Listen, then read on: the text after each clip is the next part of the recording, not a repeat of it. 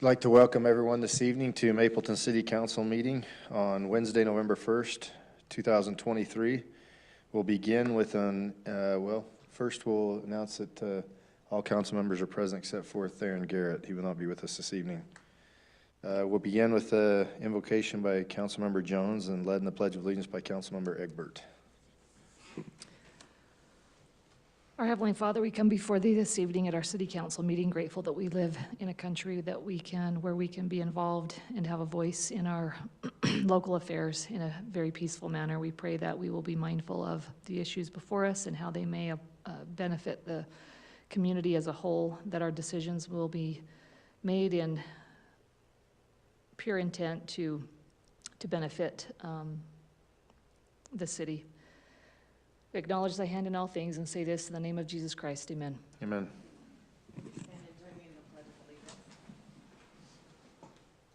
I pledge allegiance to the flag of the United States of America and to the republic for which it stands, one nation, under God, indivisible, with liberty and justice for all.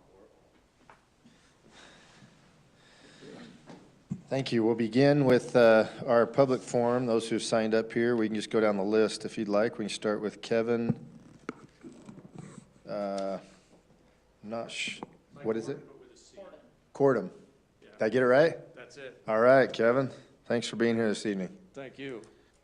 So I just have a few questions. I know we're in the, on Facebook, there's a link to the city trail master plan. And unfortunately, I looked at it on my phone, so it wasn't really readable, and I didn't have a computer at the time. So my question is, when are we going to finish the connector to the Spanish Fork Trail system? When are we going to fix the Mapleton Trail? I don't know if you've ridden it lately, but there's potholes or sinkholes, and there's cracks that have been repaired, but not very well. I ride that trail a lot, so. Excellent. I can skip the potholes during the day, but if it starts to get a little shady, You can't see I him good? can't see them. Maybe we need to get you the eye doctor. I'm just kidding. It's not the eye I have the doctor. same problem too. I understand. I know I've exactly got what Where are you contacts. seeing the I just got done with my eye appointment a couple months ago, so it's not that. Give us all those and then we'll get somebody up here to address them. Okay. So you got the trail connection to Spanish Fork and then the potholes. Yeah, You have more just the with the trail? Mapleton Trail from here south Uh-huh. is in pretty rough shape in places. Another one, I'm a biker. When are we gonna fix these fiber trenches? If I catch a wheel in there, I'm going down. And I don't wanna go down. That's my cycling ones, that's my main ones. So the other one is, are we looking at traffic from 1200 to 89? I leave in the morning and I go down 1200, and it's almost impossible some days to turn on to 89. Go down 1200 and it's impossible to turn south on 89 or turn north. North on 89. And then I live there, so I cross Main Street to walk my dogs. It's same issue sometimes. Getting across Main Street at times is difficult because of cars. On 1200 north? No, on Main Street. And what north? 1200 north crossing Main Street. No, Fourth north. from, I live on 530, North. 93 east, 530 north, so it's Oh, just. gotcha, right up I there. may be pointing around, oh, it's there, sorry, not there. I get turned around. But it's hard to get across, there's no crosswalks, there's no, Anywhere essentially on Main Street is what you're saying. pretty much. Yeah. You have to go down to, was it Maple, before you get a crosswalk? And then, do you know what the plan is for traffic from 15, I-15 to Mapleton? Are they gonna put in another road, or, because that's, you've driven it, I assume, so it's pretty nasty. I avoid it at certain Yeah. times of day I try, deliberately. but it's either go around or go through, and it's the same amount of time. And the last one is, are there plans or ideas to look at a dog park? I lived in Draper, and they had a fabulous dog park. Not enough parking, but it was a great park. I could take my dogs, let them off leash. They go socialize with their dogs. It's a walking path. It's a great design for a dog park. The only thing I can do here to let my dogs off leash is go down to the elementary school, which I never, ever do, and let them off there, or go down to the park and let them off there, which I don't ever do because that's not supposed to happen. But it would be great with the population expansion to have a really good dog park planned somewhere. You said that was in Draper? It was in Draper. I know the guy that helped the city design it, so if you're interested, Yes, he's actually my trainer, my dog trainer. excellent. So he's really good. It's a very well-designed park, so. Is but that, I think we should have a dog park. is that your last one? That's my last one. Okay, stay right there. Okay. Let's go, Logan, do you want to address the trail? Tell us what the update, or Rob, I guess you could, you or Logan, whoever wants to, the trail connection of Spanish Fork, want to give us an update on that? And then also the trail repairs that we have coming up. Yeah, so they just got bids to do the basically phase 2. They got to do more work with the railroad, a more in-depth design alternative study to be able to get through the railroad. UDOT, we have a UDOT project manager that's working on that now. They just got the bids, and I think their selection with the committee, the selection committee, I believe he said is next week. So moving forward as fast as we can, knowing that we got to cross the railroad, which means it's not as fast as anybody wants, including me. So Any ideas on dates this year, next year, 25, 26? probably more like the 25, 26 timeframe, yeah, to be able to get through the railroad, design through the railroad, and then have it built, yep. Okay. With the railroad, you really don't know. We just did a ribbon cutting last week in Spanish Fork. I did with the mayor in Spanish Fork for a railroad crossing. Right. Took 13 years. And so that was a pretty big celebration, right? Right. I don't anticipate this taking that long. They've already been working on it for 8 years, 7 years, 8 years probably. Since we did the I've been first here for 8 phase, years, I right? don't know. With all the Have to look anticipation. back at all So the- we got to be getting close. But they could call all of a sudden one day and after reviewing the plans and say we're good to go. We just don't know. Is there a way to use that railroad crossing for bikes? Maybe put a better bike lane in? There is, but it's in Spanish Fork City, which you don't want. You do not want to hear. So anyway, yeah. Yeah. So that's where we're at essentially on where that. we are. Yep. But we're on it. We're putting pressure on them all we can. Okay. 'Cause And there's a lot of agencies working Right. together to get it because everybody wants it. yeah, Yeah, because I hate riding on the road. It's too dangerous. that's right. Okay, Logan, do you want to give us, thanks, Rob, give us an update on the trail repairs that we have? Thank you. So just two things, we've got a citizen recorder that when you do see those, if you can actually just write there on your phone, it's pretty mobile friendly. Be able to, there's a pothole on the trail, so that's the easiest, simplest way to get it. So Kevin, he's talking on the main city website. And you click on is it the bottom corner? Is it I'm at the here bottom? right now. You just scroll halfway down, right below the big park picture, and it's this square right here, Kevin. Citizen Reporter is what it's called. Okay. It's hard to do that when I'm on the bike. I'm moving too fast. Right, you're going too fast, but at least making note of maybe approximate north-south. Okay. No, But then I'll you gi- can, I'll give you my business card tonight, and you can call me tomorrow and talk through that Okay. too. So but we need help with that, Kevin. If you can even take a picture. It's super, it literally, I've done it, takes 30 seconds. You can attach the picture, you can put your location, you can type the address and then keep going. I'll do it this weekend. Awesome. And all No the help matter you the can give weather. us with that, the better. Yeah, I'll take a picture. It should have a geotag on it, so you should be able to spot it right off. Yeah, so that's the easiest way to get it. In the meantime, we work with our public works on just asphalt maintenance, and so we can get that worked into the schedule of getting them. Okay. All right. Let me preemptively clarify something. As I'm on here right now, you're looking at specifically trails. There's a series of menu items that you want to click on what type of problem or Right. issue it is. Would he click on road problems? Because there's not a specific trail item. I would wonder that myself. What would you guys recommend? Modify the website. Yeah, that's Yeah. exactly what I was gonna say. I will talk with Seth and we'll add trails onto Perfect, the drop down. perfect, great. In the meantime, put it on roads, Yeah. we'll find it. I'm an IT guy, so modifying the website's easy. Perfect. And then with regards to dog park, it's something that we've looked at. Most recently, just a park design that we've had, now it's just a matter of getting that park built.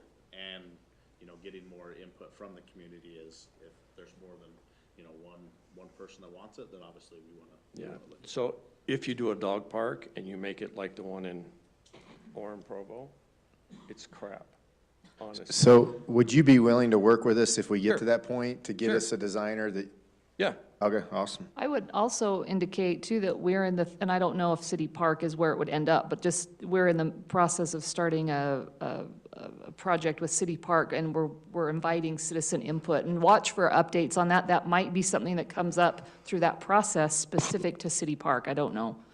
yeah, because the one in Draper is a fairly big park. I just looked at that with water features and all kinds of Got things. a water feature, it's got places for the dogs to run and play, it's got a separate area for small dogs. And then there's a gated area you can do where if your dog's a little aggressive, you can take the dog in there, close the gate, still let the dog run around, but But doesn't not interact be- with the other dogs in the park. That's So great. we have an action item we can move forward. I just texted Mayor Walker from Draper and asked him if we could come look at the dog park and if he'd take us around on his trails. They've got some trails for bikes there with suspension bridges, they have e-bikes. Right. So we have an invitation for our electeds and staff to come up and he'll show us around. So let's schedule a date.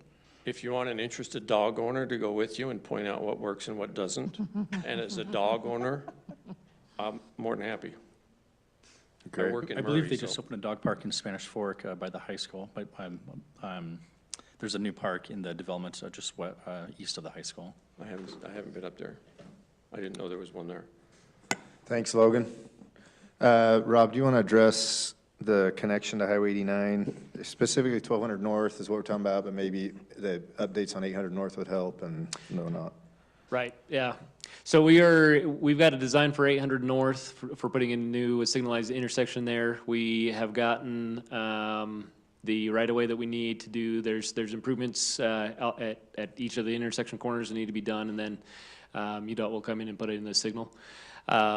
We have 2 of those purchased. We need the other 2. The design is done, so basically as soon as we get the right-of-way finalized, then well, at this point, because it's roadway stuff, it'd go, we'd put it out to bid. If we can get it, the other 2 properties soon, we'll go out to bid early next year, and it'll start early next year and be finished up. So that's not on 1200 North, but that's at least in the vicinity, help get in and off the highway. So I'd have to look at 1200 North and see more specifically to see if there's something that we should be doing there also. You could solve it without a traffic light. Because you're familiar with that spot, so the right lane is a right turn only. Right. And then there's 2 lanes after that, but people jump right to that right lane. If you put a barrier there and let that right lane turn without the fear of immediate impact, it would help. Yeah, so that'll be discussion item with UDOT. The other thing that we'll have to consider is how close that is to 1600 North, and they have their set deceleration, I know. getting in at that lane. So Yeah. we'll discuss with them. The light at 800 North should help slow it down, like make Yes. more intermittal Right. spaces, so, okay, good. Yep. And crossing Main Street, any crosswalks on Main Street? I know that we've discussed this in the past and whatnot, but we're at with. So I would say I'll take a look at every time well, I could take a look at it before also, specifically on Main Street. But my plan is every time we resurface a road that has striping on there, I'll take a look and say, where do we need to add some crossings on there? So at the very least, when we do a seal over the road and we have to redo the striping anyways, we'll do it then. And if we need to, we can go out and do counts and stuff. If we need to put it in sooner, then we'll do it sooner. Okay. So I'll take a look. And we missed repairing the trench. When are they gonna have that The finished? next one is filling, that's still Corey, on our fiber trenches. Specifically speaking, if there are trenches that are open that don't have flow fill in them, then we need to know that. They do have the fill in them. They just don't have the cap. They don't have the cap, so there's a gap sometimes like that. And even with that, if I hit that wrong on a bike and I get my tire in there, They've started the process in slurry seal. I don't know where they are right at this moment today, but they started. They're telling us they'll be this done week. by mid-November, end of November with So we got called another a week or two. mastic. It's that black Yeah. looking tar you'll see over the top of it, but Yeah, I'm not sure how well that works, because some of that fill has dropped down, and they put the mastic over, it's that black, thick black, and you've still got a a bit of a dip in lip. there, Yeah, because that flow seal, whatever it's called, doesn't fill that gap Yeah. all the way. yeah, Yeah, we've been they've got- discussing that, oh, go ahead. Yeah, they've got to solve it. The spec shows from the engineering company that there should be the flow field should be recessed a certain amount. And if they have any sag in that, they're gonna have to fix it. So it's part of their contract, and we'll make sure it's done right before they're Okay. done. Thank you. And Mayor, I don't know if you'd want, oh, go ahead. There's still a few more. I-15 one. I-15 to Mapleton. Yeah. Rob, do you want to update us on that? Yeah, so, UDOT is, did they say next year? I think it's already started on the, redoing the lane so that they can put in a new interchange at 1600 South, Springville. And then phase That's two of by the that project. By the Ford dealership there. but- Yep, yep. You know what he's talking about, Kevin? No. They're putting a new off-ramp on the freeway south of Walmart in Springville. Okay, So 400 South exit, from there to Mapleton's really rough. yeah, At 5 o'clock, from Yeah. 4 to 7. So the next, there's already a viaduct over the freeway, and there's gonna be an off-ramp right there. oh, great, that's another place I ride my bike, is across that. Now you're gonna have lots of traffic. Now I'm So gonna anyway, have that lots will eventually, phase 2 of that connects up to Mapleton. of- Okay, so Yeah. when they do that, are they gonna make sure that they put in a decent bike lane? That's a good question. I That's a believe question for it, I believe UDOT. it is, Does have a part of good their bike project, yeah. So all that is in Springville. I'll have to take a look at the plans again. I believe bike lanes are on there. Because I know there's a lot of people that ride West Mountain, Yeah. and we'll drop down and cross that overpass, and it's pretty rough now.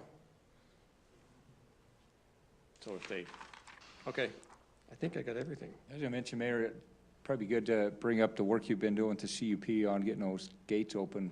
Oh, yeah, that might be a good update now. So, we took,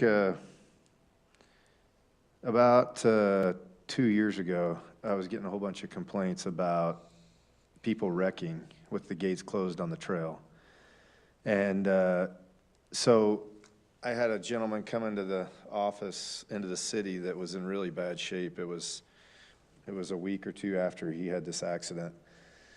And so I ended up reaching out to all the people that I knew of that had accidents and that they knew. And anyways, over a long process, we gathered all the information, met with CUP. They pretty much threw the papers in our face and said, no, I don't really like that response. So I went back and back again. Anyway, there was some feelings that were hurt there with them and whatnot. Anyway, but I'm proud to announce that we officially got the okay to open the gates about 10 days ago.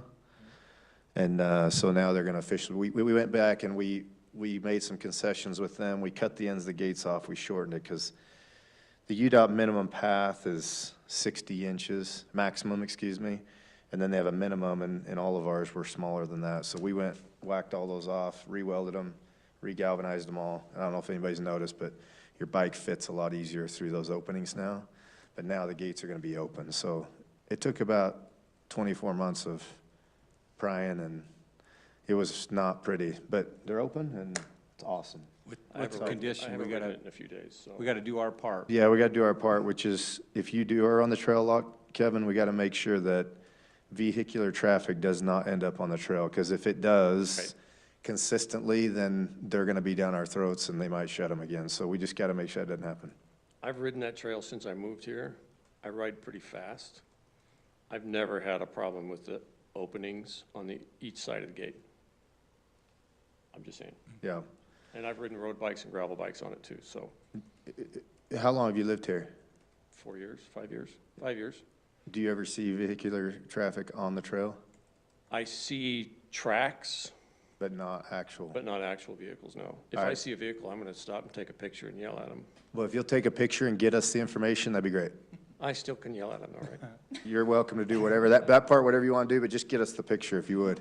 Releases the tension I've been, I'm seeing But them. we are in Mapleton. We like to do it in a kind way, so. Do it in a kind way. That's right. I don't curse. I Excellent. don't, I just- Excellent. Hey, What are you doing? Get There we off go. here. Good. Thank you very much. Thanks, for your Kevin. time. Appreciate it. Thanks. Kevin? You're good. Thank you very much. All right, let's see, we have Lillian Kump with Tabatha's Way. Hi, I'm with Tabitha's Way Local Food Pantry in Spanish Fork. We are wanting to extend an invitation to all the elected officials to come and help at our Christmas dinner giveaway that we're doing on December 16th. That will be at our location in Spanish Fork. We also have our Thanksgiving basket giveaway that's happening on November 18th. Currently, we have 2 spots open still. Sorry, you guys are the last city for me to get to. But I have a QR code on these invitations to go to the December 16th sign up. If any of you want to come and help hand out to local families that are struggling within our community. If you are interested in coming and helping at the Thanksgiving basket giveaway, I can get you guys the sign up for that one. We just have a few spots left We had to over. do rock, paper, scissors right now for it. It's whoever signs up first. Do you have anything with all those dates and times on them? This one has the one for December 16th. Okay. So, and then I believe I have your guys' email addresses, so I can Yeah, send it if to you you want to tomorrow send for out, that'd be both. great, yeah. And just to give you an idea, for Thanksgiving, we are handing out 650 complete Thanksgiving dinners through our Spanish Fork location. We are also helping 250 active military families through Camp Williams get some Thanksgiving dinners this year as well. And then for Christmas, we are doing 500 complete Christmas dinners for people in our community who are struggling. And those individuals, we have the Nebo School District that is helping us locate those families through their counselors and social workers, so that we are able to get those to the families that are most in need within the area. So anyway, I have an invitation, one for each of you. Is your contact info on there by chance? I will be emailing you guys. Oh, great. Excellent. Thank you. Thank you very much.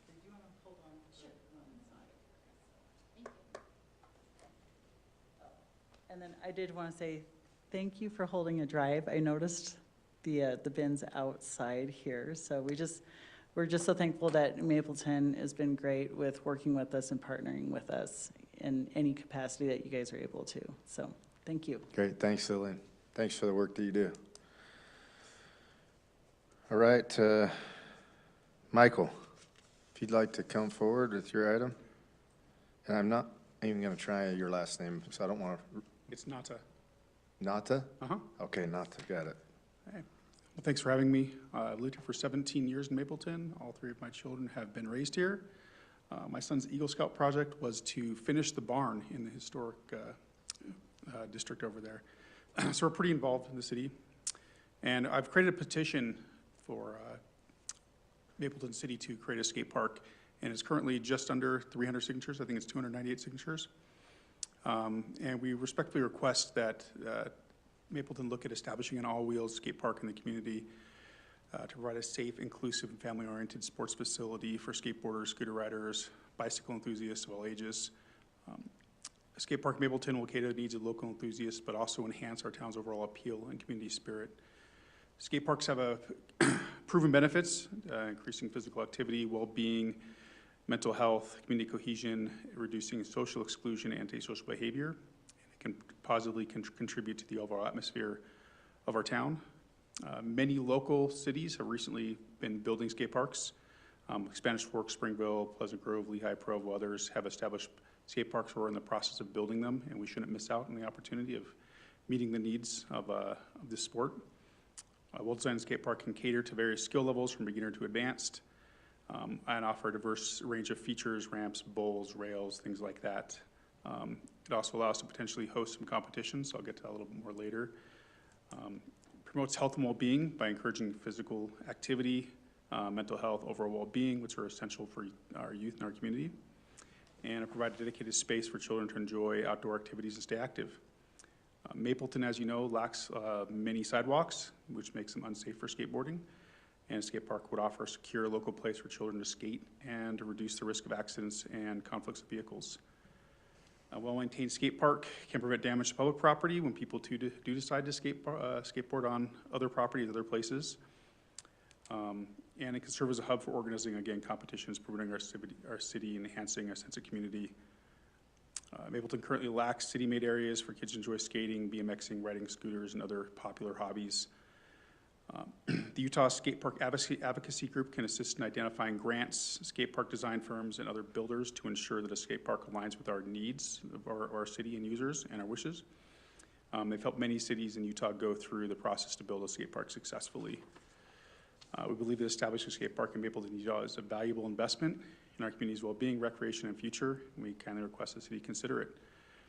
I don't know if you know this, but CASL, the California Amateur Skateboard League, is sort of the little league of skateboarding. Tony Hawk's father was one of the people who established it back like in the 70s. And a year ago, they expanded to 2 other states. Utah was one of them, so Utah and Florida. My son qualified for national championships last year. He came in 4th in vert skating. So there's a pretty big community, but there's not a lot of places locally, especially that cater to vert skating. A lot of other cities have recently completed skate parks, such as Glendale, Utah, Ogden, Smith Ranch, which is the 2nd skate park in Eagle Mountain, Hiram, Pleasant Grove, Washington, Bluffdale, Providence, and Ephraim is opening their skate park next week, and it was 100% funded through grants. So in conclusion, an all-wheel skate park is a valuable investment in our community's well-being, recreation, and future, and we request that there be a local skate park committee created with the city council support to meet with the planning committee regularly to help push it forward. Excellent. Thanks, Michael. John. Oh, you're one of several that have come to our city council over the past even year and a half, and so I don't know if there's a way that you guys are all in contact with each other or Yep. part of the same Yeah, group? my wife or- was involved in the one a year or 2 ago. Oh, is that your wife? Oh, okay. One question I had, it's always been obviously a topic we've had within the departments. Location-wise, where do you see to be the best? Is it central? Could it be on the south end of town? Central would be nice, yeah, More central area? absolutely. Close to junior high area? Possibly, or- Mapleton's fairly small, so, Yeah, you know, anywhere that is a little closer. Springville, we live in the north end of Mapleton, and so Springville's not that far, but it's a little bit run down, and it's not part of our city. yeah. Well, there was some contact with presumably your wife and some young people about a year ago, right? I don't know the Did a timeframe. good job. There's They came. something more recent than that we've had conversations with them, and now my mind's kind of going blank right now. I can't remember. Yeah, we were Yeah, we talking put at, AJ in charge of. we were talking at junior high a little bit. We at put him in Casey. charge of doing something. We gave him the task to. Right, I think one of the last tasks for the group was to go to a school district Oh, meeting. that's right.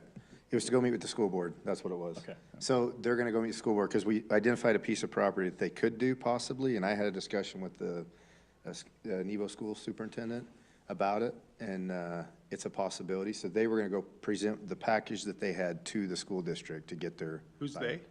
I think AJ Rounds was running that, wasn't he? Do you know AJ Rounds? Yeah, I'm pretty sure I do. Yeah. Name's So he, super familiar, I yeah. just not placing it right now. okay. And someone here has his contact I info if got you need it. it. Or, Yeah. yeah. You can But probably get it but from that's any what we of us. did. We sent the whole group to go to them, and we were just waiting to hear back from them. And when was that? It was to go to the Nebo school. No, I know when. Oh, it was a year ago. A while ago. No, it wasn't a year, was it? It's only months. But don't ask me timeframes, because We've got a lot going on with things related to wheels and parks right now that are very exciting, actually. And there's a lot of support for this. There's a lot of technicalities, though, but there's been sort of a grassroots effort to get citizens together to help inform, identify, help us with grant writing. So stay close to this. I think we want to move forward in this. We have to figure out some of these technicalities, though, but there's broad support. So what are the next steps then for me to kind of help move this along? Do we want to brief a little bit on that south end of town? I know we're kind of premature. I think that the piece that we can get that is the most affordable and easily to get and get assistance is with the school district. And so That was a great meeting, and they took it and said they were gonna go do it. Now, I don't know what the time frame is of the school board meetings and So I think about a year ago, one of the Stevensons, I think Jessica Stevenson, she went to the meeting, but there was no public forum, there's nothing, there's like some presentations or something, so they showed up, but there's never any good way for them to talk to the board. present it. So I think that's one of the hurdles. How can we get on the schedule for them to present? I'm messaging AJ right now. Maybe we can hear back and we can connect with you. What's that? We both were Oh, gotcha. messaging AJ. So I'll give you my business card, and yeah, we could, I think that that's the biggest key, is we need to find out from the school board, if the school district, if they would allow it. I know that they're open to it. It's just gonna take, I was confident, based on the conversation I had, that if a group of people showed up, like, and gave the presentation they gave to us, it was pretty cool, that I think you could convince them that that would be the case.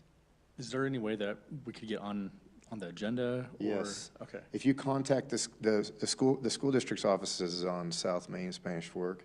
If you contact them, then, and find out how which meeting you can come to present it, they'll give you a schedule to do that.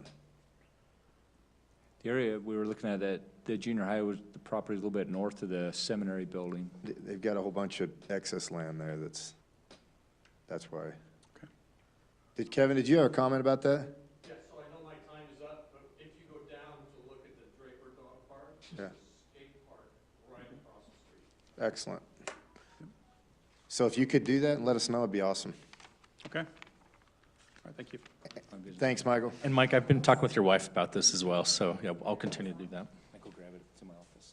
Don't push anything, just say, are you there, Theron? Theron, are you on? Yeah, can you hear me? Yes. All right, Theron Garrett has joined the meeting. All right, that being our last public forum, we will move forward now to our consent agenda items. We have 3 items on the agenda, and we'll look for a motion to approve those items. Just had a question on a couple of simple questions, if I could. Yes. Just have a question. How many shares are involved with this transfer? Sounds like there might be a significant amount, or is it just a couple? Several hundred, Several hundred? Oh, yeah. do it for sure. So it's a good thing, yeah, it's a good thing for us and for Saratoga, for sure. And on number 3, should we have a spending limit for the water project? Yeah, I think I put that in the resolution, The amount, the the contract amount amounts in yeah, there. the bid amount on there, so. Is that coming out of our capital reserves? Okay. I didn't notice it in the, maybe I didn't read it right. That is coming from, so that came from in last year's budget, there was 2.8. I had put in, not knowing if we were gonna get a grant and not knowing what the final costs were, because we were still going through adding the, all the pipes, 1.5. So we have it in the budget. Now, at this point, with the $2 million grant, we actually have more than we need to cover the project. And it's out of the water budget, so.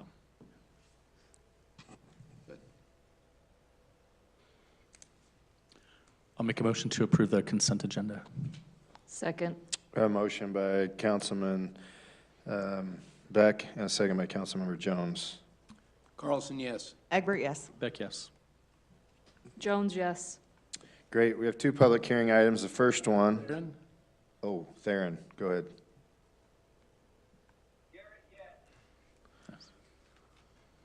Thank you. All right, we'll move forward to item number 4, which is a public hearing item, consideration of a resolution to adopt the Mapleton City Trails Master Plan. Logan, if you want to address us on this one, I don't think we formally had a discussion. I know we've had the open houses, we've had various discussions about the master plan. This isn't like a rush item, so if we want to do a discussion item in the next city council meeting or something because you're not comfortable that you understand it all or know it all and haven't given enough feedback, we're certainly able to do that. I don't want to create a resolution and just pass it if someone feels like they could use some more info on it. So if you feel that way, speak up and we'll do that. Or if you have questions now you want to ask Logan. I know Camille sent the link out for it. Or if you feel comfortable with it, we can make the resolution and move on. Okay.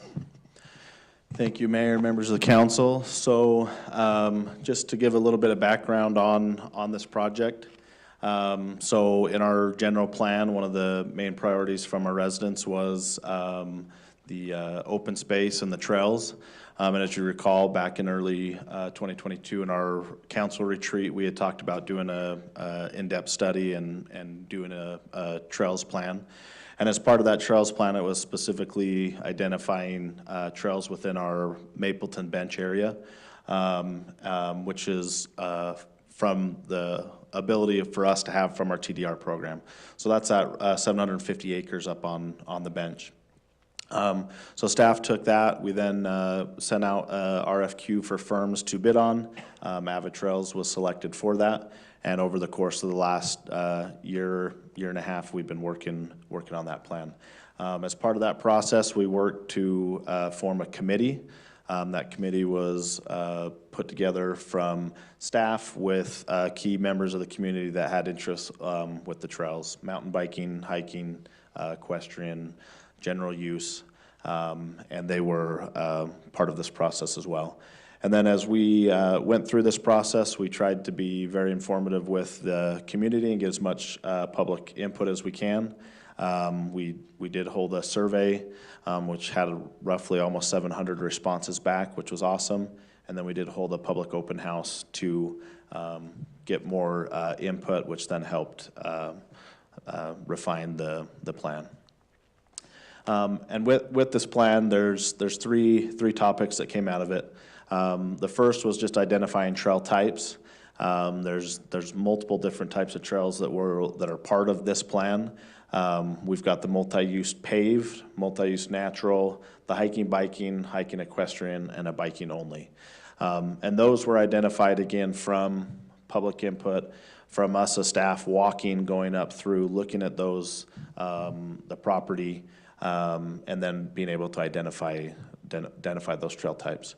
Another big thing that came out of the survey, specifically something that as staff we were mindful of, but I think was great to be reassured in our survey, was just the amenities that are located along the trail, and then just the trailheads themselves. So establishing those key connection points for people to have access to this system, restrooms, viewing areas, signage, et cetera. And then the last piece, and probably one of the biggest pieces, was just the management and then implementation of this. This is a master plan. This is intended to be a roadmap for us into the future. Definitely not something that we're, obviously we all want it tomorrow, but we know that this is going to be a plan, and now this is something that we can have in place to help. As part of that, the funding, the trail maintenance, staffing, different things of that nature were also part of it. And so with that, I'll open it up to discussion. We do have some other things that we can share if there are questions, or if we just want to discuss any questions that the council has. I had one, at least one anyway. Did they decide how to access the trails from 1600 South? I know that's been it's steep up that way. Yeah. Hard to tell from the map. It just had a line. Yeah, so we did walk up there. It definitely is steep. As far as an access to, there is the possibility of having it. Now, it's not going to be the most accessible for all users. If there was going to be any kind of connection there, it would have to be some sort of switchback with stairs, a lot of retaining, which could be expensive. So part of it, we identified other areas that are in close proximity to that are maybe a little bit better for access on it. So it's a possibility, but not one of those key trailheads that we identified. Logan, in the summer, I think we're at like 95% completion. Any idea what that last 5% was? That's kind of when I fell off, but we were pretty close in the summer. And any reference on what those details are for the changes? Yeah, so the two main changes were just refining the plan, as spell checks and getting everything put together. Obviously we had bits and pieces, so compiling all that information, putting it together into the plan. And then also the last phase was the trail wayfinding, the signage, the funding, and then the maintenance guidelines. which is at the very end of the document. So that was kind of the last piece, getting the bulk of the trails put together, and then that was the last piece to refine and finish off the plan. Okay. Just to give you major props for how you've gone through this process. I haven't been involved in too many master plans, but I feel like this is the exact way to do it. Really begging for public opinion, getting a committee together, you know, with a lot of different stakeholders, and I've been really happy with the process and with the result. I feel like you teased us with some show and tell, so lest you have prepared for things, show us what you have. Let's do it. So as we talked about trail types, so one was mentioned earlier, we've got the Parkway Trail, and then the connection into Spanish Fork. We've got the Highway 89 Trail, connections between Highway 89 and the Parkway Trail, and then connections to Spanish Fork and Springville.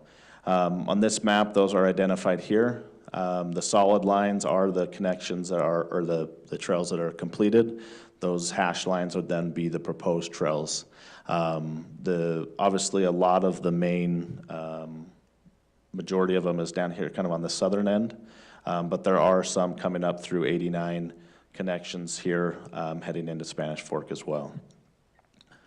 These are the paved trails. Yeah, those are the paved trails. And then we identified the natural surface, so these could be your hiking, your running, your biking, equestrian, and those are identified here. Obviously hard to see on a small map the scale of this, and later on here I'll show you some blown up versions of it to make a little bit more detail. But this just goes, the solid blue line that you see here is the proposed BST alignment, which we did talk a lot about. Our trail group is very passionate and invested in that BST and the integrity of what it is. And I think we worked really well to find a good solution to what that could be as far as connections and continuing it. And then the rest of these trails that you see are just those different types of trails. Now these are shared use trails with, could be equestrian, could be biking, just showing all of those. And then we have the specific use trails. So these are ones that are specifically only hiking, only biking, hiking and equestrian, or mountain bike only. This one highlights the hiking and biking only trails. And again, the black boundary is the city boundary. So as we move forward with this plan, if it's adopted, that the focus would be on city-owned property, and then looking to the future how else we could expand and work with the BLM and the Forest Service on gaining connection, but focus being on city-owned property. These are highlighting the hiking and equestrian only trails. Again, big emphasis just along the bench, a lot of stacked loop system. That was one of the focuses I think on this plan, was to be very inclusive of all users. If somebody wanted a good workout, there's a good workout. If somebody wants a leisurely stroll after work to just be in nature, then there's that as well. So all of these foothill trails are just a lot of stacked loop systems that are connecting with each other, which is vital to a good trail system. This last one here is our mountain biking only. Just for a reference, this is Crowd Canyon is the focus of the mountain biking only, which as we've talked is in close proximity to the 30-acre mountain bike park that's being talked about. And with that plan and this plan, they're talking together to have alignment and getting those trails so that users can be up on the trail system, come down into the park, and vice versa. These are what we were referring to at the trailheads, Maple Hills, Maple Canyon, Crowd Canyon, the Mapleton Heights, and then the Harmony Ridge Bike Park. So those were the main connection trailhead points that were identified. Now there could be others, but again, those were the focus and had the most opportunity to get people up there, and with the least amount of barriers to get access. And then the seating areas and overlooks, I'm sure you've all been up there. The views are just amazing. And as we walked it, getting into places that are just amazing, just quiet, looking out over the town. And so highlighting those areas where there could be maybe a bench, there could be maybe a little patio of sorts that somebody could just take a short hike and then just be able to look out over the valley. And they're plentiful throughout this whole entire system, north to south, southeast to west. They're all over, which is great. And then this identifies where those trailheads are. So up on the north here is the Maple Hills. We've obviously got our Maple Canyon.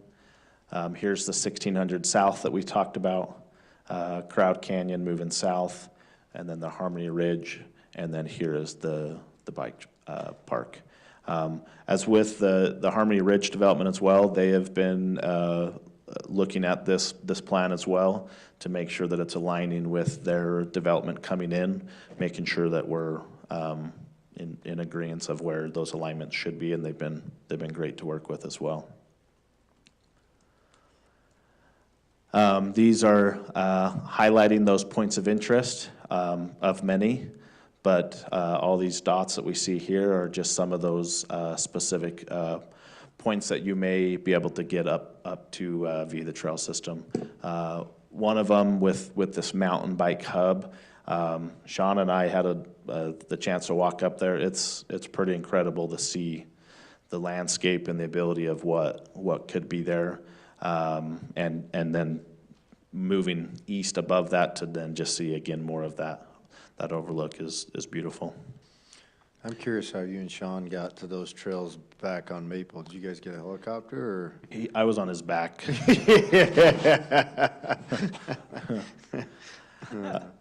This just does a great job highlighting this plan in numbers. So you can see the first column here is just within city boundary, and then on the left side talks through what those trails are, whether they're multi-use, paved, equestrian only, biking, equestrian. So identifying within the city boundary, you can see we have 96.7 miles of trails that would be able to be built right now if we had the funding and we could go now. Outside the city boundary, you can see another 107 miles, and then totaling up to 203.7 miles. So again, I want to emphasize that master plan, obviously lots and lots of miles of trails, but just a great opportunity for the town of Mapleton to have. Staff's recommendation would be to adopt the master trails master plan as proposed. I've also got, these are blown up images, and I'll move through these. These are going from north working south. So this, excuse me, this blue line again is the BST coming in off of Springville. This would be that proposed alignment, and then working south, connecting in with Maple Canyon, and then heading south. Again, highlighting the paved trails in town, which are connections up to the trail system within the foothills. And then this is Ether Peak here. So a stacked loop system being able to come up, get into Ether Peak, or also continuing north, south, pretty much whatever direction you'd want to go. This is the middle or the central eastern part of the plan. Just for reference, here's the Mapleton Reservoir. Here's Maple Canyon. Again, just seeing a lot of these stacked loop systems that are working along city-owned property along the what is known now as the Fire Break Trail. A lot of these trails are just stacked loop systems off of that main trail. And I think that was another unique thing that came out of this, is just having that Fire Break Road as kind of that catch-all to be able to get people back, and then the size of what that trail is a great opportunity to be able to have a lot of different user groups accessing these trails. This slide, this is my favorite part, because before going into it, we weren't sure that BS2 would be all the way connected, but they're able to figure out how to connect it, so that was yeah, obviously there's still barriers to connect it, but this is, again, when we look at it, is the best proposed alignment. Yeah. you know, and this was walking it, and there are some doozy spots walking it. And this was walking back and forth and literally putting boots on the ground to see where would be the possible, you know, connection point, and again, trying to keep that integrity of what the BST is, and then working then with, you know, the topography of the land and trying to make it so that it's as accessible and easy for all users. And then this last one is the southern and eastern part of the plan. This swath here of the dense green is all of those downhill mountain biking with multiple different styles and also skill levels for that. So again, trying to be very inclusive of all users, an opportunity for everybody to have an opportunity to ride, not hinging on skill level. One thing that was brought up recently too was just adaptive. That's something that we did talk about as well, is designing these trails in a way that are inclusive to our friends in wheelchairs and friends that are maybe not riding just a general mountain bike. So worked with a couple groups to identify, and as we go into building, would then work with them even more so on line of sight, what's the best standards and best practices for those. And then again, just highlighting connections down into the future of the mountain bike park within the Harmony Ridge development. This one is the connection via into Spanish Fork on the Parkway Trail. This is an equestrian only trail that goes up the face of Maple Mountain. And same with this multi-surface one. This primarily through here is just some of the most beautiful country you'll ever walk through.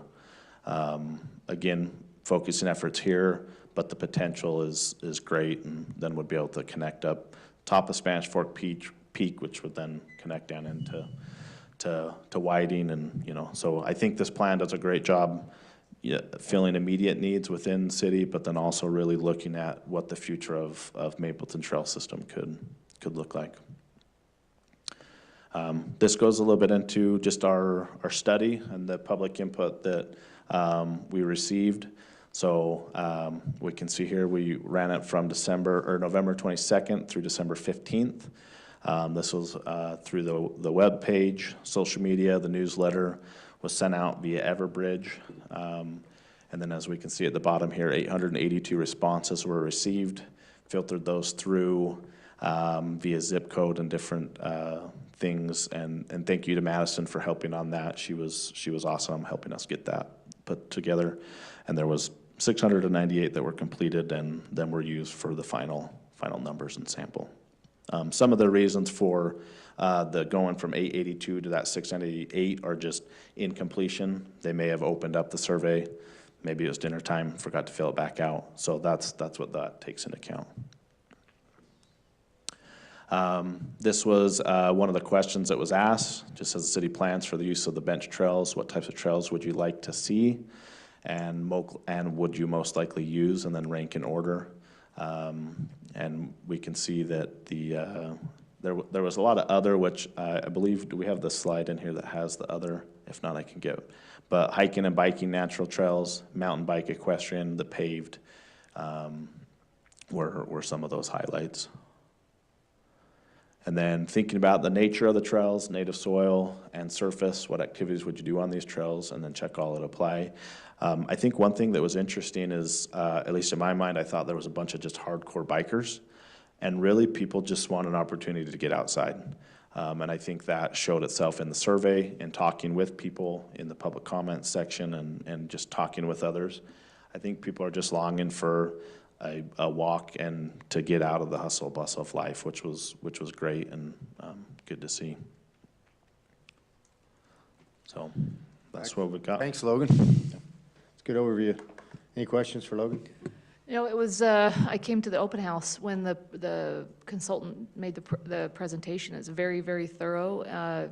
Unfortunately, that we didn't have more of our neighbors present for that, but it was quite impressive. And what you've done tonight is a great summary of that. It's a good team. We did some site visits and stuff, and then obviously as a council, we did a We went and toured those areas, some of those access points and stuff, so it's good. I'll make a motion to approve the master trails plan. Oh, this being a public hearing item, we will open it for public comment.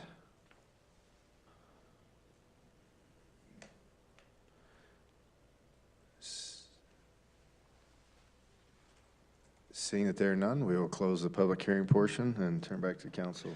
I'll make a motion to approve the master trails plan. Second. We have a motion by Councilman Beck and a second by Councilmember Jones.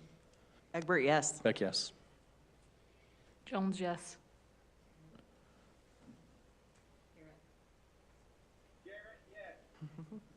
Carlson, yes. Great. We'll move to our next item, number 5, consideration of an ordinance amending Mapleton City Code Section 18.92 regarding setback requirements for drive-through establishments and other commercial design standards. Mr. Conroy. Thank you, Mr. Mayor, members of the council.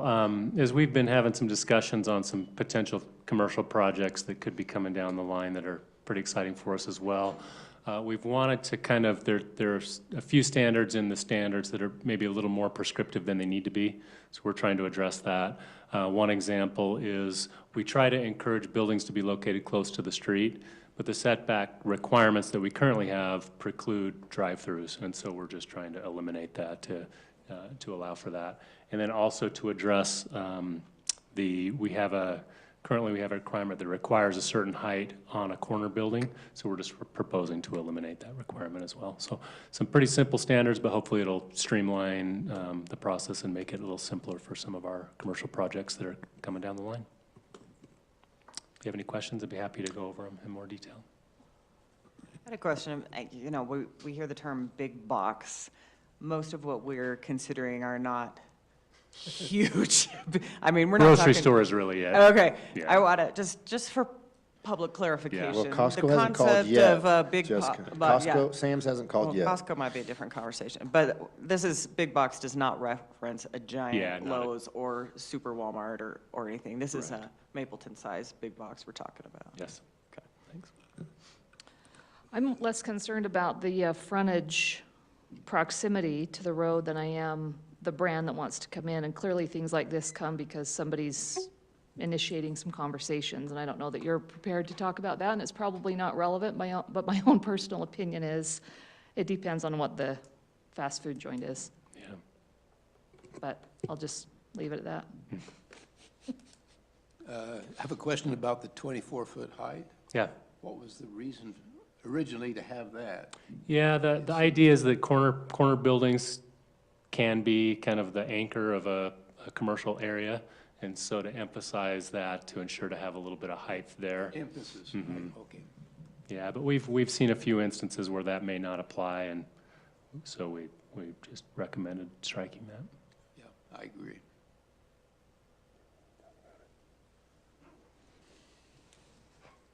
Any other questions for Sean? This is a public hearing item. So we will open it for public comment now. Seeing there are none, we'll close the public hearing portion. Questions, concerns?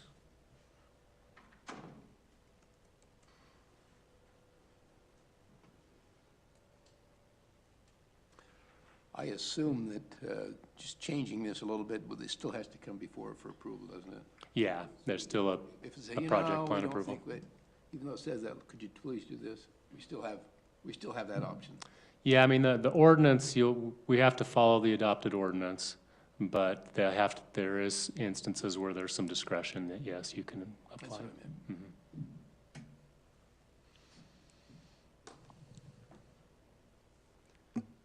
If this isn't approved, would it discourage companies from wanting to come to Mapleton?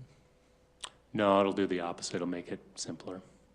Because it allows them to have a drive-through that goes around the building in front of the building. So I can see how, Right. right, the only, I would not vote against this for this reason. I just certainly don't want a main street of gas stations and Taco Bells. Yeah. No offense to the Taco Bell lovers. I support all brands coming to. Yeah, they just got Let's breakfast. be clear, we have a brands. commercial zone that is designated to support our community. I have opinions, I have personal opinions, but that's irrelevant. I don't want to discourage economic development in those zones we've identified, especially along 89. So I think the way you structured this, Sean, with they can have a greater setback, it still gives us that nice depth for aesthetically pleasing. So it's not saying, hey, you can put your, it's the opposite of what some places do. You can put your drive-through 5 feet from the road. Like, this is still saying it's got to set back. Your drive-through would have to set back, and your building would still be back even farther. So to me, aesthetically, I still think it's within what we would want for our community. So I don't necessarily have any concerns with that. I mean, obviously, we're all curious about who's poking around, but that's not necessarily our business just yet. Or maybe it is. I don't know, Leslie. Maybe it is our business. I don't have any issue with the height on the corner. That seems like it is over prescriptive with aesthetics. So I'm fine to change that too.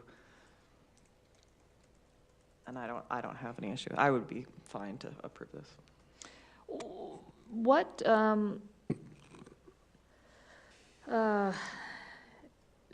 aesthetically, right, it's set off the road, all of those things, but as we move forward, somebody comes along, they want to put a fast food joint in, we still have signage conversations and requirements, right? Because we talk about unsightliness or road pollution, site pollution, light pollution, whatever you want to call it. Those are additional conversations where some of those will be limited.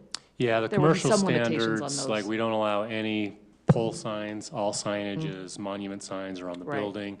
The buildings have to have quality materials, they have to have certain entrance components and access to the sidewalk so that they are facing, actually, not just the buildings are close to the street, but there's actual ability to access the buildings from the street. What you see in a lot of communities on highways is the buildings are close to the street, but their backs are turned.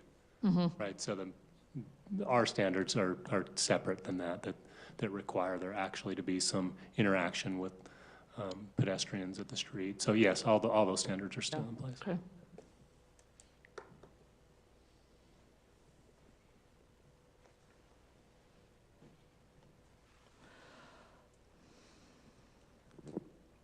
Those were some Okay. of my questions, Leslie, too, was when I went back to the commercial standards, it was sort of like, okay, these are small tweaks, but we're still pretty tight on all of the other things that are very Maple, especially light pollution signage. Those are things that would be big to me, the 24-hour not allowance, that kind of thing. So I'll make a motion to approve the ordinance as written.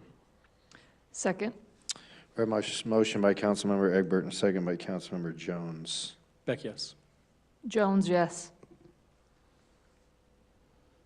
Garrett, yes. Carlson, yes. Egbert, yes. Great. Our last item is a discussion item. It's discussion regarding transferring 3 miles from UDOT of State Road 147 jurisdiction to Mapleton City. Rob, you want to? Yes, I didn't know exactly what all to put together for this, because I don't know how much this has been a discussion item. I know we've been in discussions with UDOT for at least a couple years, and I don't know how much of it has been brought to the council. So I guess just to start off, the general discussion that we've had with UDOT is for them to transfer the jurisdiction or a portion of the jurisdiction of a portion of State Route 147, which consists of Maple Street between Highway 89 and Main Street between Maple and 1600 South, and then 1600 South from Main Street back over to Highway 89, to transfer that over to our jurisdiction. And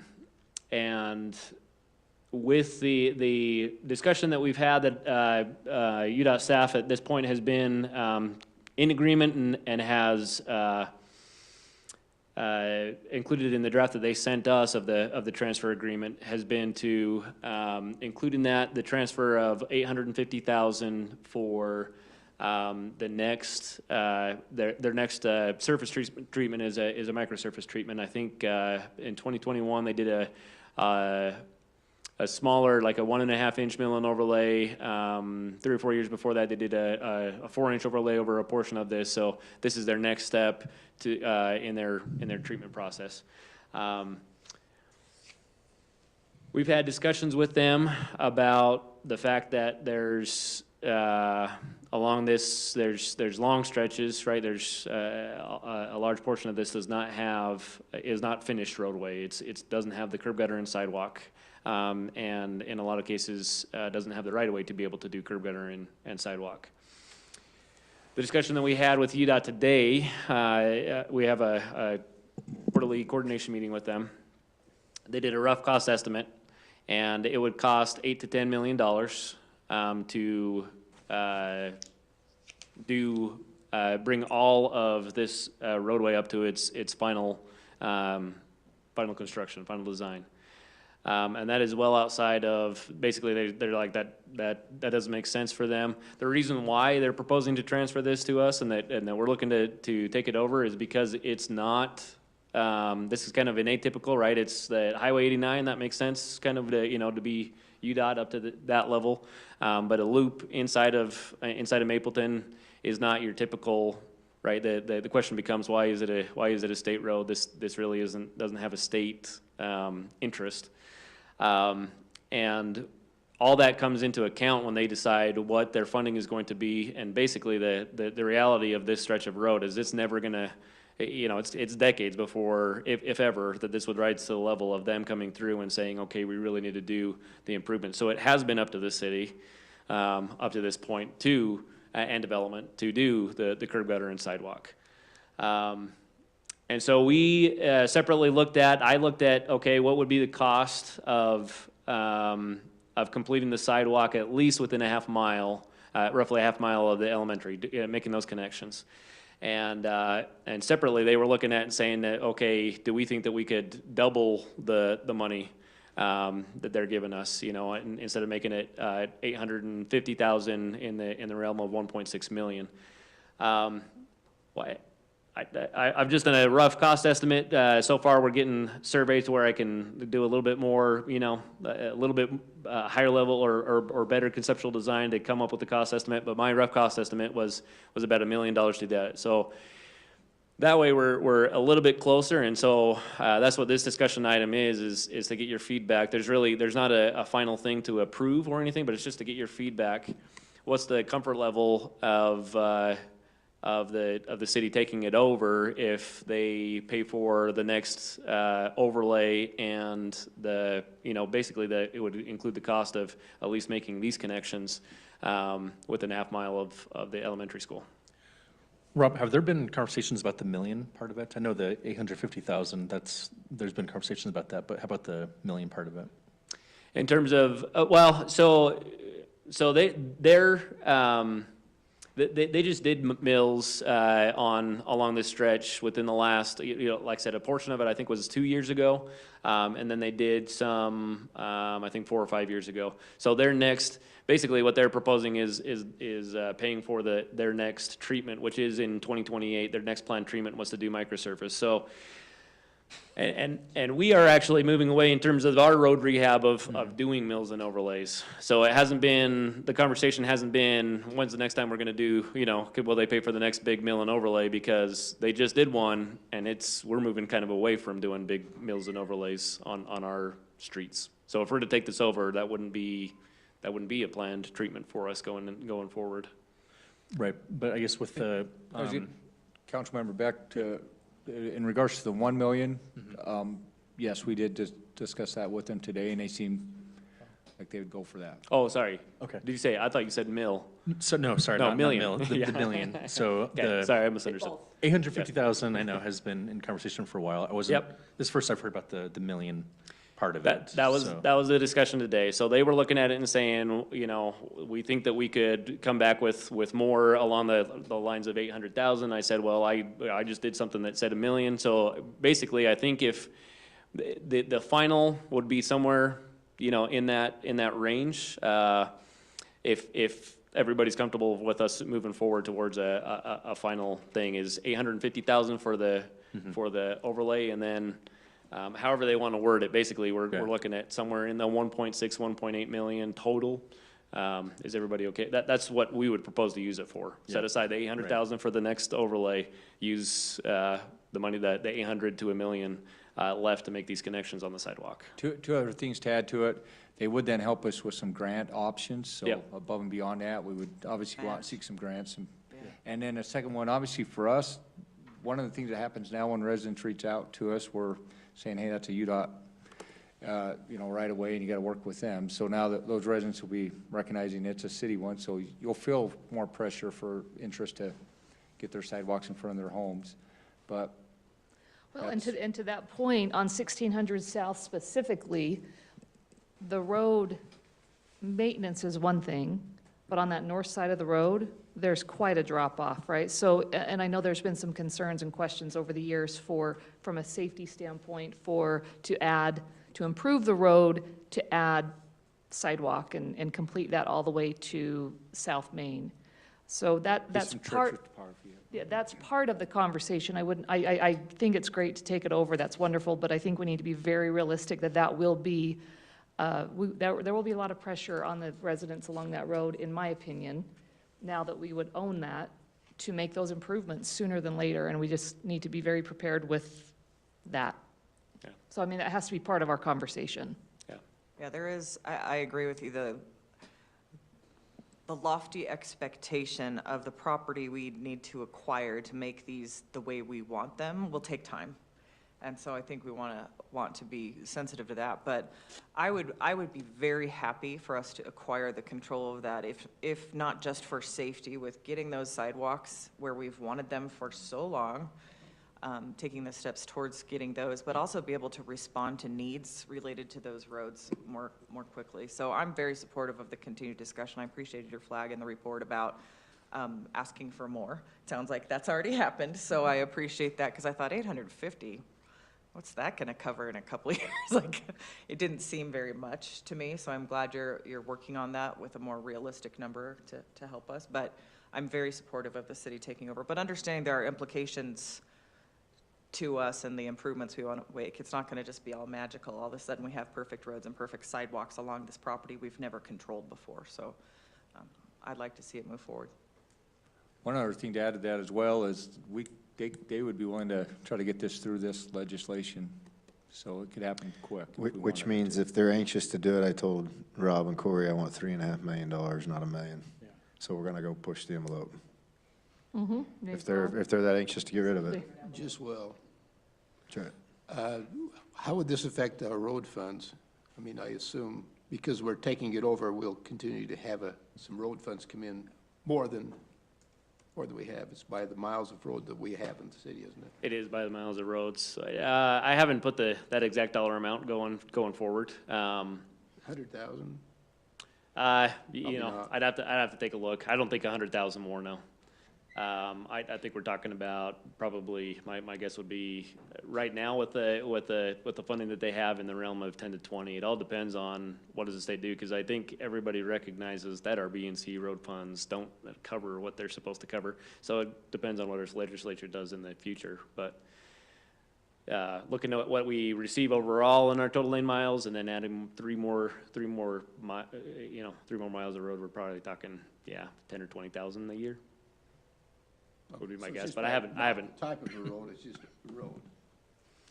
Yeah, it's. They don't distinguish how much they pay based on. Whether it's an arterial road or if it's a city or county road, that's It's a road. It's what it is. Yep. To note on that, Rob's working hard on putting together a road master plan, kind of looking at what's been done with our past engineers, and we're planning on bringing that to our annual work session in that January, February timeframe, so that you'll get some more insight on that particular question as well.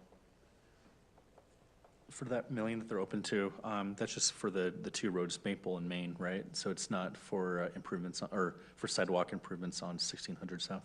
So, yeah, what I looked at to see what would be the cost, I was looking at for completing within about a half a mile of Mapleton Elementary. So they looked at, like I said, they looked at overall, so we could do different scenarios, yeah. right? I looked at half a mile, that's about $1 million. They looked at everything along there is $8 million if we want to look at something in between. Like those, yeah, those are just the two scenarios we've looked at, so. Okay. What,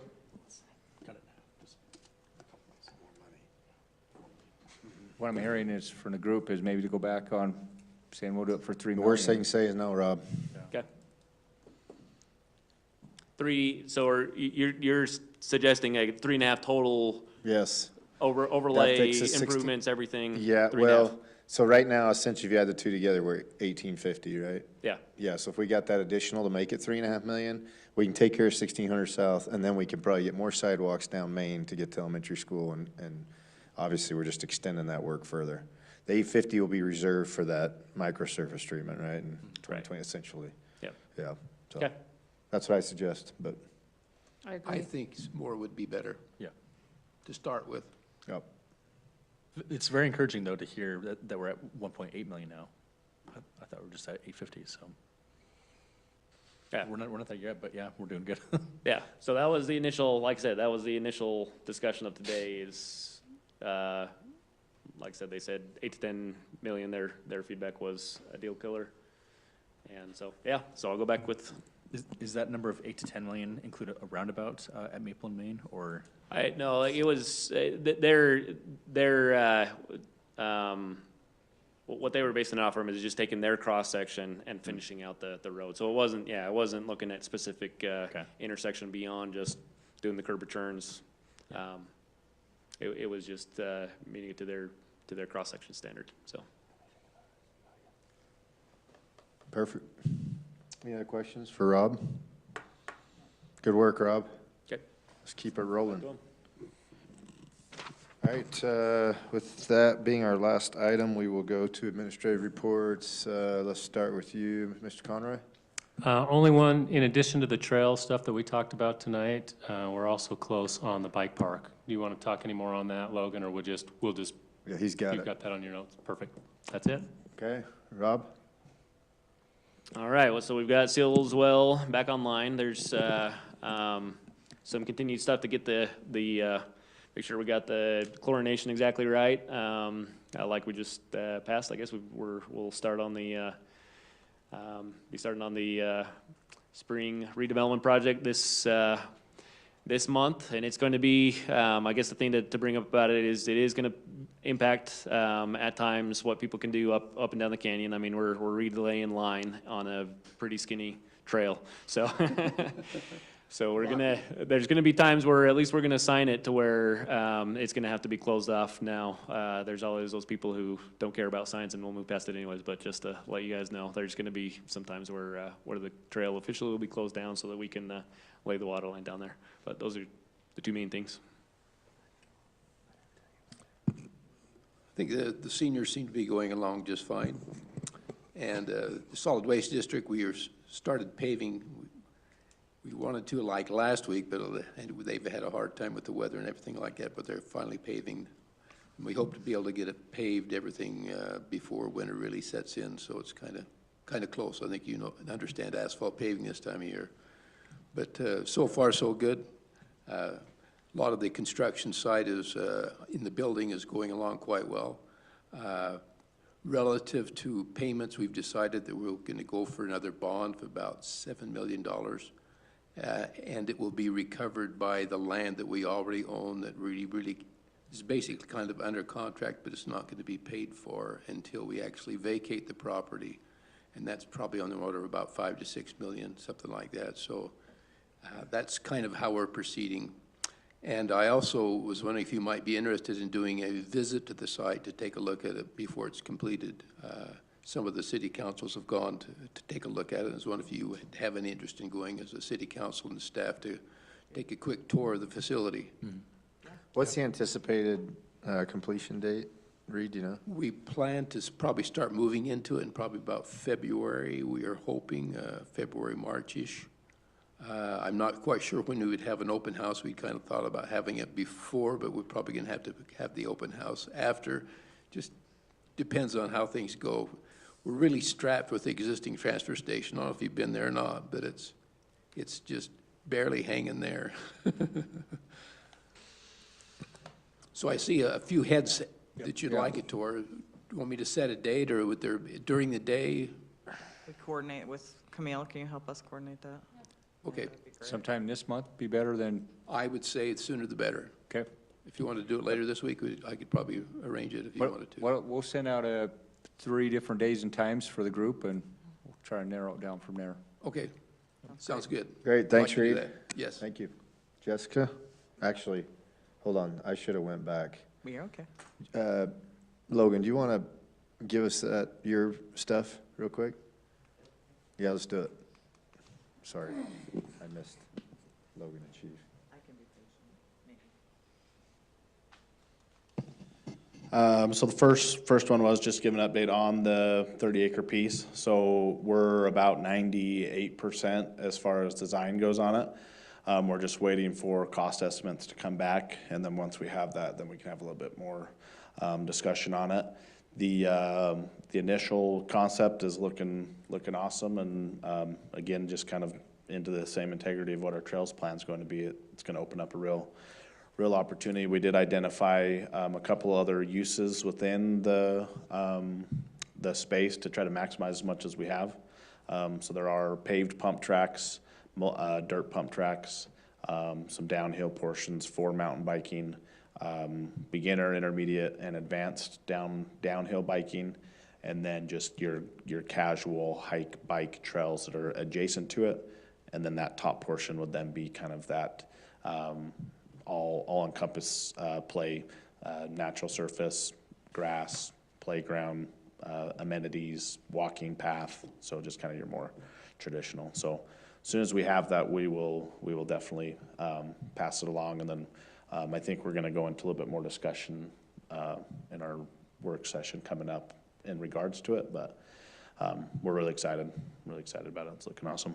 Do we have potential grant sources already identified to help with that? Yes.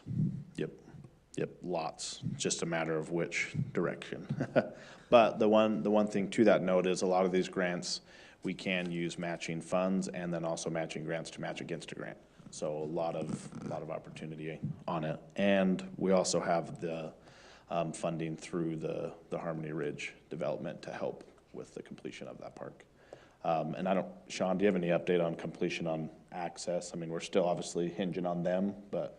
Yeah, they're trying to figure out how to get up there and through and connect, and so they're moving quickly on trying to work all that out. Yeah. Okay. The next one, we've got our Lights On Festival coming up on November 27th. So here's your first invitation. I'll get you more of them, but we're excited for it. We're just starting into basketball and volleyball, and then we're also going to be doing our cornhole tournament. We are looking for some more teams. We do that in Memorial Hall. Do a turkey toss is what we call it. It's a little bit more themed around Thanksgiving. So if you know anybody interested in playing, we've got 2 divisions, family division, then more competitive division. So, and then one thing we're excited about, we are gonna do some testing of doing pickleball inside of Memorial Hall. We've painted or taped some lines down on Memorial Hall, and then we're gonna have that open in the mornings, Monday through Thursday, for the public to come and use to play pickleball. So, 2. Yeah, it's not going to be a huge facility, but hopefully we're able to utilize the space better than just sitting there. It's good use of space, good. Will the balls bounce okay? Yeah, again, it's Good within enough. reason. I mean, it's similar. We talked to some people that play in the churches, and it's no different than the churches. So, but again, just hopefully another avenue to use it, and yeah, and then hopefully to encourage them not to push the snow off the other ones. So. And then next one is just a thank you to Michelle and her group with the community cleanup. It went really well. I'm sure she'll be sending her report like she normally does after it, but a thank you to her and all the volunteers. It seemed to be a really good day. It was cold, but it seemed to be a really good success. I don't know how many dumpsters we took, but seemed like every hour we were saying it needs to be dumped. So I think the community is definitely thankful for that. And then last, I just want to give a shout out to all of our staff and all their hard work. It's been fun to see them in their roles, and I just want to thank you as a council for the support, and it's been really good, so thanks. Hey, Logan. I have people asking me about the indoor track. Do you know? Yeah. Ready to talk about that, or? Yep, so we're gonna do the same formula as what we had last year. So when we get into basketball season, we'll post a calendar, and the days that we're in there for basketball, then it'll be open for the public to then go use. Great. So hopefully we've ironed out some more of those details that'll be, if it says it's gonna be open, that will be open. We obviously worked through some kinks last year with it, and we're hopeful that we've got those resolved. So you should start seeing that probably end of November, 1st of December, and then I'll go through March, April when we finish up basketball. Great, thank you. So, yep. Thanks, Logan. Thanks for all your work on these plans and stuff. We got a lot of things cooking in right now with your department, so thanks for all your work on that. Chief? I got 4 quick hitters for you. They'll be quick. So first off, just want to thank the fire department. Last night they did their annual trick-or-treat thing out in front of the fire station there where they cook chili, have a fire. Appreciate those firefighters coming down and doing that. I know that's fun for a lot of people that come down and do that. So first event for the Community Preparedness Committee is a week from tonight. It's the Stop the Bleed class. It's here at the city office. It's full. They capped it at 30. We have 30 people registered. But if you guys want to pop in, feel free to pop in on that. You'll see that committee is pretty diligent, and it'll be good. One little expense that's popped up, actually 2, the radios in this building, the radio in this building downstairs and the radio over at the public safety building are used for the fire department paging system, and they're outdated and they're starting to fail. We're gonna have to replace those, so that's probably gonna be about $5,000 that pops up on us there, so just a heads up on that. The other expense is, we'll see this when we get our animal shelter bill, but we had another cat, or we're in the process of a cat hoarding case right now. And it looks like we're gonna have about 80 cats at the shelter, so that will be another expense that sneaks up and grabs us there too. And then I want to give you a very quick update on our canine that we expected to be out months ago. And you guys have probably been briefed on the hang-up we had with that, is the dog's ready to go. The dog can pass the certification test now, and in fact has passed multiple mock certification tests. The hang-up we had is Post, who regulates the officer certifications, didn't recognize Officer Hatch's training hours from last October until about mid-July. So we basically had to start over with her. So we've this is a challenge for us because we decided to bite the bullet and just send her up there, and we basically lose her for 4 to 6 weeks while she gets those hours. And as luck would have it, the situation that I emailed you about a week and a half ago happened when we were a little short-handed, so that's why Springville was up in here. So she's just about done, and I think we can limp through that and then have those hours done. So just wanted to give you an update on that. And then when she is done, if it's okay with you guys, I'd like to bring the donors in that paid for everything and have you guys meet them. So that's the plan. Great. Thanks. Thanks, Chief. Thanks for your work on that. All right, Jessica. Well, I'm excited about this first class. We're seeing the Community Preparedness Committee really come through on so many things. Our next class we're already planning for in Q1 next year is going to be on cybersecurity and fraud prevention, and so we're working on what the curriculum would look like for that for community members. Lots going on with interim meetings legislatively. You saw, I forwarded you some language from the UEOC meetings, the Utah Economic Opportunity Commission. Fortunately, while I was not thrilled with the governor's comments to basically either cities figure out affordable housing or we'll do it for you, that is not consistent with the majority of our legislators. There's actually a lot of support on the Hill right now to say, okay, cities, we've changed a lot of legislation. Let's see if it works. So there is some good things. So lest we all think that was everybody's perspective, those who make those laws actually are seeing some of that. And Mayor Don Ramsey of South Jordan represents the Utah League of Cities and Towns on the UEOC and has votes there and has done a really good job advocating. You'll see lots of compromises, but before the session, there's just so much movement already happening.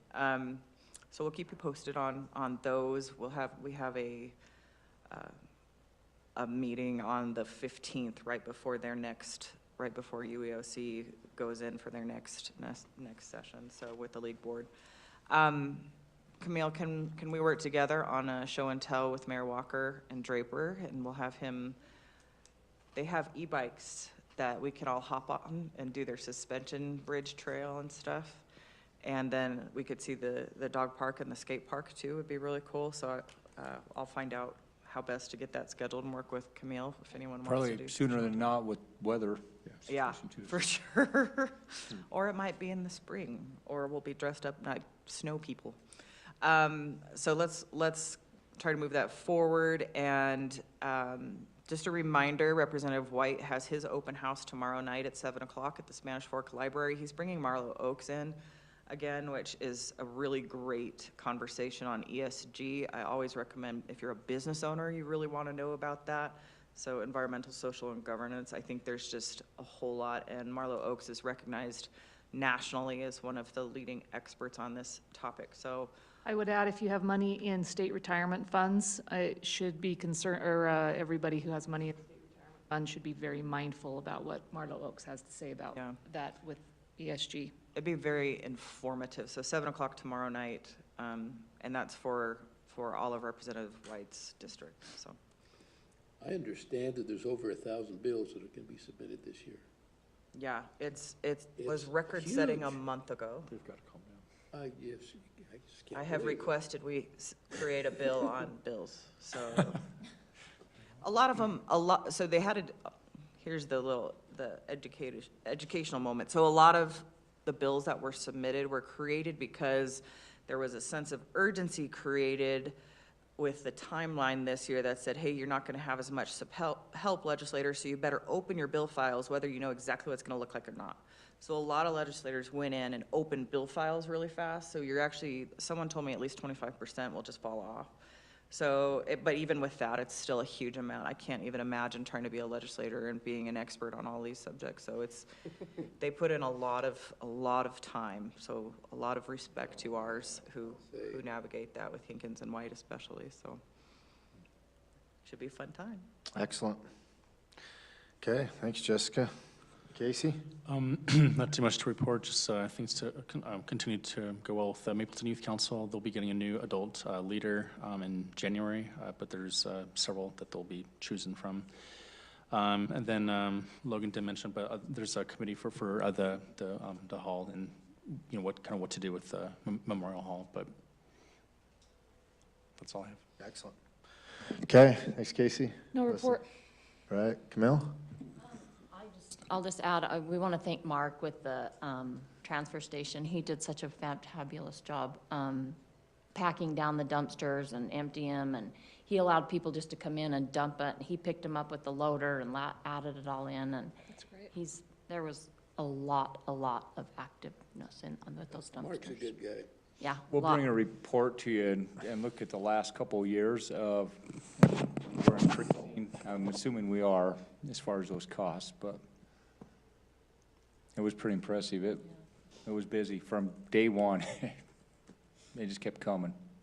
Yeah, that was good for them to stay on top of that. Theron, did you have anything that you wanted to bring up?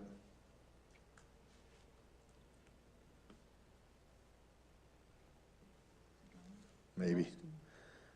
All right, Corey, go ahead. 2 items for you. First, I'll be sending here in the next week a couple of dates in December. We'd like to do a work session conference with you, half day, and main topic will be the facilities master plan. So the draft is completed, and we're ready to have some good, frank discussions about that. That'll be the main discussion. We also want to talk a little bit about social media, and also we're running into a lot of interest of different groups coming in and wanting to partner with us and utilize our facilities or our parks, and so we want to get your position on that. So we'll plan on that sometime in that December timeframe. I'll get you a few dates. And then we do need to go into a closed session on a couple of items, land acquisition, potential litigation, and some personnel. So if we can go into close now. All right, great. We'll look for a motion to close this session and go into closed. I don't remember what the number is, but I I've got it right here. Okay. I make a motion to move into closed session consistent with, and convene into a closed session pursuant to 52-4-205 as provided by Utah Code. I'll second it. For Yeah, Land land acquisition. acquisition, discussion of land acquisition. personnel, and And potential personnel litigation. and litigation. Potential litigation. Potential litigation. I second it. We have a motion by Councilmember Jones and a second by Councilman Carlson.